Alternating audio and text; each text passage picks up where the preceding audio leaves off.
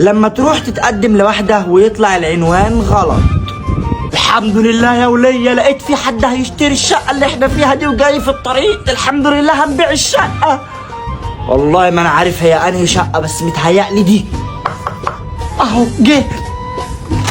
اتفضل اتفضل يا استاذنا، اتفضل ارتاح، شرفتنا ونورتنا. حبيبي حبيبي، ربنا يبارك لك. شكرا شكرا. افتح كلام ولا هتتفضل حضرتك؟ اكيد اكيد طبعا. قول لي، انت ناوي تاخدها ليك ولا هتأجرها؟ نعم يا عمو. يعني ناوي تاخدها ليك لوحدك فرداني ولا ليك مصلحة فيها انت واصحابك وقرايبك هتخمسوا فيها يعني؟ انت بتقول ايه يا عم انت؟ بص، هي جميلة وكل حاجة وهتعجبك جدا، بس محتاجة تنظيف. تنظيف؟ عاوزة وش نظافة. عم الحاج، هو انت عبيط؟ ربنا يجعلها من نصيبك كده وتبقى واسعة معاك وتاخد وتدي فيها براحتك انت واخواتك وكل حبايبك. هي مين دي؟ الشقة. شقة ايه؟ مش انت ابو عفاف؟